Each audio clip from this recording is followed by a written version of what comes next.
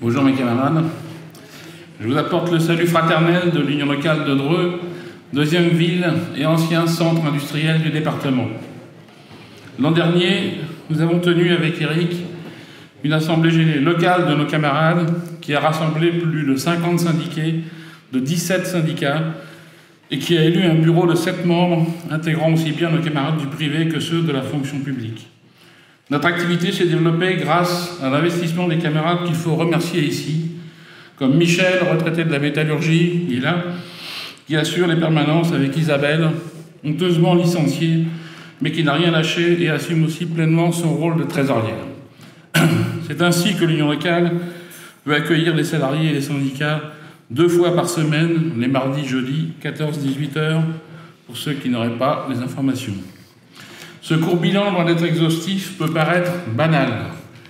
Il ne l'est pas. Notre union locale aurait pu disparaître.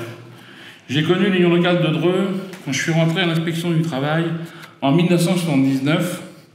À l'époque, chaque permanence brassait jusqu'à 20-30 délégués syndicaux de dizaines d'entreprises de la métallurgie, du textile et de la chimie.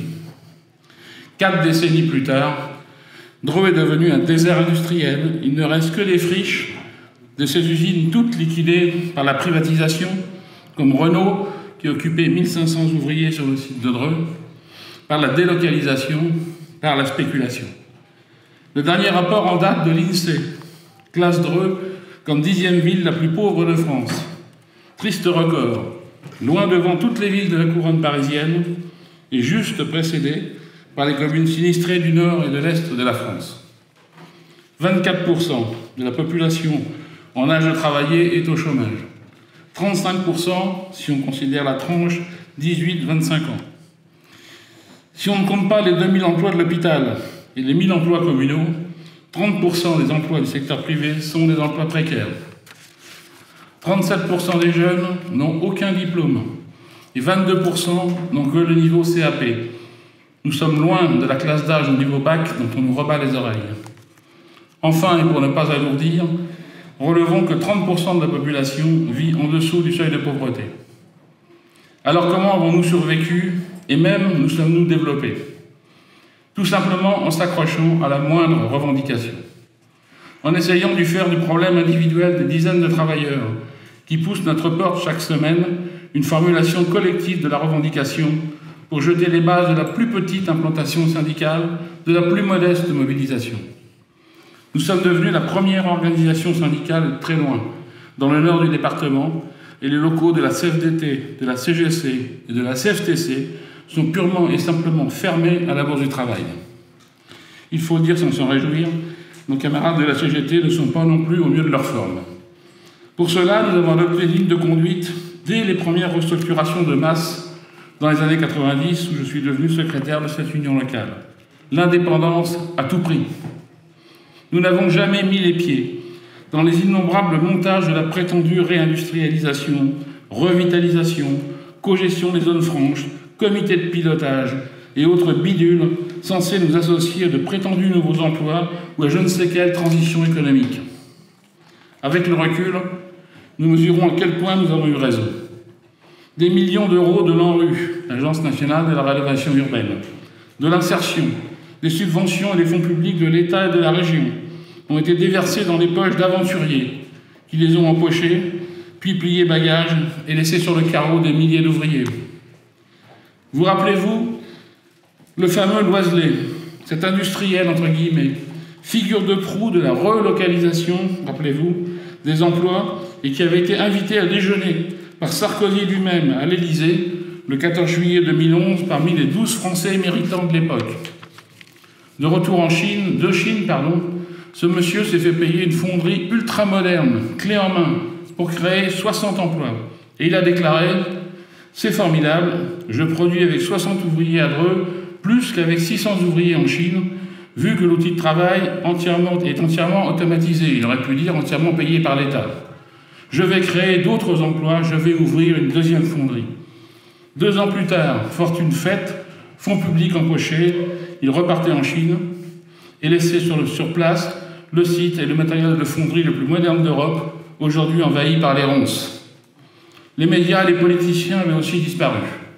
J'insiste car à l'époque, toute la presse nationale, toutes les télévisions sont venues à Dreux, tous les politiciens, les élus locaux et aussi quelques syndicalistes se sont rués devant les caméras pour être sur la photo. On nous a traités de ringards, de passéistes, incapables de s'adapter à la mondialisation et j'en passe. On a laissé passer l'orage médiatique. On y a gagné beaucoup de haine de la part du patronat, mais aussi beaucoup de crainte et même de respect comme interlocuteur incontournable, mais sûrement pas comme partenaire social. On y a gagné aussi et surtout la confiance des salariés qui savent nous dire à chaque fois « vous au moins vous êtes fiables ». Évocation de vieux souvenirs, je ne pense pas. Je partage à 100% les réserves du communiqué confédéral de juillet sur la directive européenne sur la soi-disant transition énergétique ou économie verte. Derrière les discours alarmistes et les rapports discutables, il y a une offensive sans précédent de destruction de secteurs entiers de l'économie, de pillage du pouvoir d'achat des salariés, de destruction des services publics. Le réchauffement climatique, entre guillemets, serait le nouveau drapeau du corporatisme où les salariés de l'industrie seraient invités à se sacrifier une nouvelle fois. Ceux des services publics à disparaître pour permettre à l'État de réorienter tous les budgets vers le capital pour, entre je cite, aider à la transition énergétique. Toute revendication ouvrière deviendrait consumériste et donc condamnable et réactionnaire. Camarades, ne nous laissons pas avoir par ce nouveau corporatisme vert. C'est de profit qu'il s'agit et rien d'autre. Aujourd'hui comme hier, PSA a fait ses calculs. Là où 5 ouvriers sont nécessaires pour fabriquer une voiture diesel, un seul pourrait suffire pour installer une batterie dans un véhicule électrique. Voilà le fond de l'affaire. Garantir les profits du capital et y associer le syndicalisme.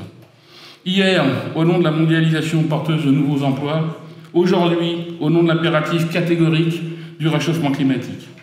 Il y a presque 2 siècles, les fondateurs du mouvement ouvrier affirmaient « le capitalisme détruit les 2 seules sources de richesse, la terre et le travailleur ». Rien de nouveau sous le soleil, mes camarades.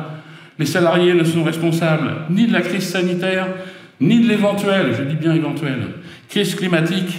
Ils n'ont pas à en faire les frais, défendre chaque emploi, revendiquer sans aucune réserve une augmentation massive des salaires pour vivre correctement, défendre les services publics en affirmant que l'État n'a pas à subventionner le capital, vert ou pas vert. C'est tout simplement tirer les leçons de l'histoire récente, c'est assurer notre développement en assurant notre indépendance. C'est en tout cas le bilan que je tire de 30 ans d'expérience comme secrétaire de l'Union locale Force ouvrière de Dreux et que je voulais vous faire partager. Je vous remercie de votre attention.